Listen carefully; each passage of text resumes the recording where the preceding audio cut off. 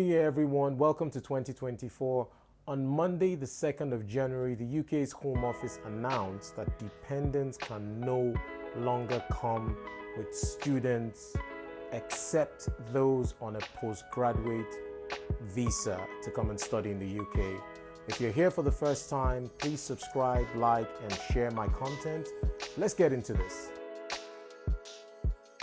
Home Secretary of the United Kingdom, James Cleverly, has said the government is ending the unreasonable practice of foreign students bringing family members to the UK as new visa curbs come into force.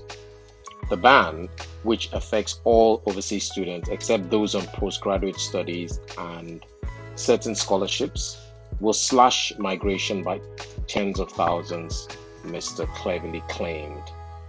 Although the move was announced in May 2023 by its now sacked predecessor, Suella Braverman, just as official figures showed net migration running at 672,000.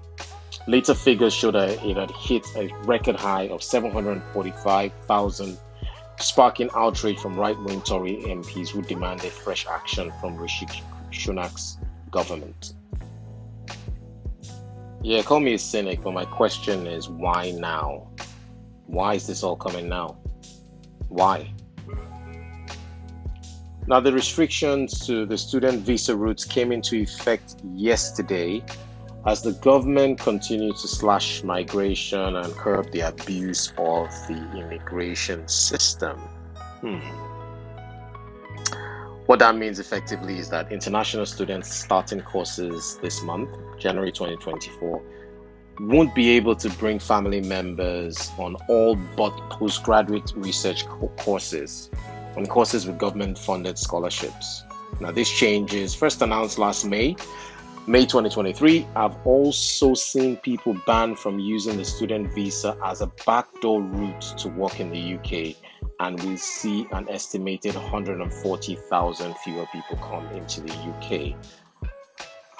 So, for me, it's more of like we're definitely going to get a reduction of students, and this is not just for Nigerians, this is for students globally. But from a Nigerian perspective, I think we're going to see a lot of Nigerians segueing into other countries like Canada, maybe some of the Scandinavian countries, Australia, perhaps the US.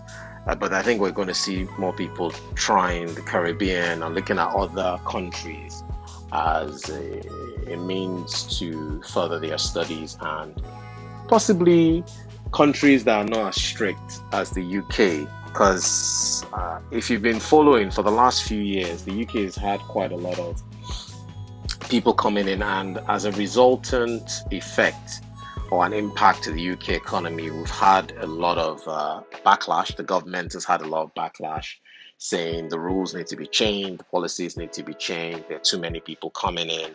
It's impacting on housing, it's impacting on the NHS, which is the National Health Services, is impacting on jobs. And while some of that might be exaggerated, it's a cause for concern.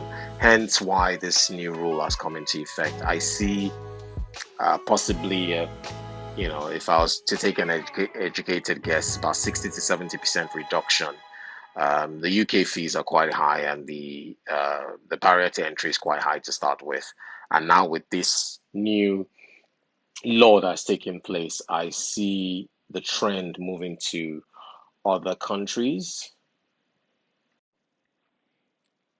The Office of National Statistics, ONS, estimated that the net migration was 672,000 from June 2022 to June 2023, and in the year ending September 2023, 152,980 visas were issued to dependents of students, a more than 930% rise from the 14,839 in the year ending September 2029. So you can see that the UK has just been given visas. And, it raises questions around why is the UK doing this? Why is the UK giving so many dependent visas? Didn't they think Didn't they think about what the impact would be to the UK? Didn't they think what the impact would be to even the families that are even coming here? How are they going to survive? How are they going to get jobs so quickly? How are they going to settle so quickly? So many questions in my head. But they're saying that the changes to the student dependent rules are a part of a wider package of measures to come into force that will drastically bring down the high numbers of migrants coming to the UK to sustainable levels. So let's see what happens over the next 12 months, and I will definitely be revisiting this in another video.